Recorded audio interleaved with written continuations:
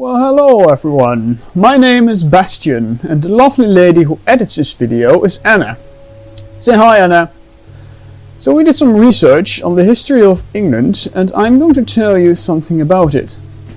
In this presentation we will tell you something about the early imperialism, the new imperialism, the Industrial Revolution, the First World War, and we will conclude by talking a bit about the Second World War.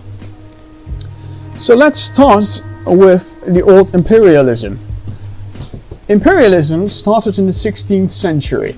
Britain was one of the most powerful and influential countries of that time, and the navy was unequaled. Just like the other coastal superpowers of the time, they had an interest in the New World. England colonized many areas in this time, but their most important colonies were India and Canada, which caused a lot of conflict with France, who also had a big interest in these colonies. Most of the colonization was issued by the British enterprises rather than the Crown. However, the Crown eventually took control over a lot of these colonies in order to ensure that Britain would profit from these colonies the most. The Crown gave certain colonies monopolies on resources such as tobacco, but they had to use English trade ships to ship their goods. And of course, there was slave trade. Slave trade was especially important for the economic development of the Caribbean, where cheap labor was required to tend to the many farms. Now, before you jump to the Industrial Revolution, let's skip it for now, so that I can say a few things about the new imperialism, which started at the end of the 19th century. This movement ensured that the last few places on Earth that were uncolonized were colonized. Racism was extra problematic here because people started to misuse Charles Darwin's The Origin of Species in order to rationalize their hateful prejudice. Now let's go back on track. The Industrial Revolution started in the 18th century. In this time period, there were some major technological innovations that changed entire societies. Agriculture became more and more efficient with these technologies, which allowed a smaller group of people to feed an ever-larging group of people. This allowed more people to do other jobs, which in turn was supported by the ever-growing industry. The invention of the steam engine allowed the industry to boom. Factories became widespread, and with that the importance of cities increased. The largest amount of people that no longer had to work in the fields could start work in the factories. Society as a whole changed.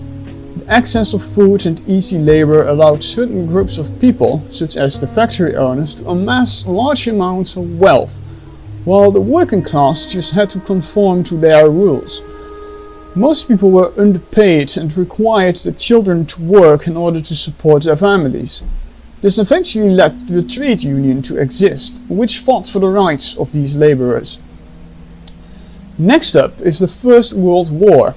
The war started in 1914. Britain tried to stay neutral during the war, and they tried to keep peace between the world powers, but Germany provoked them by trying to attack France by moving its troops through Belgium. Belgium at this time was protected by England via the Treaty of London. This was enough reason for England to join the war. England would team up with France and Russia to become the Allies. And just a couple of centuries after the First World War ended, we went into the Second World War.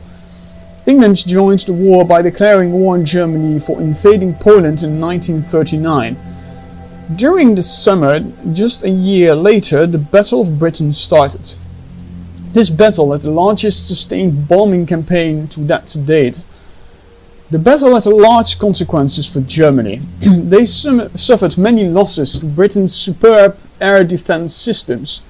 Naval warfare was also out of the question for the Germans because they had lost most of their navy during the Battle for Norway. In the meantime, Britain kept on striking Berlin. Britain successfully defended against the Germans. This was a short summary of some major periods in the history of England. Obviously, there was a lot of information that had to be compacted into just a couple of minutes, but I hope that the presentation was interesting and informative. Thank you all for watching and have a nice day.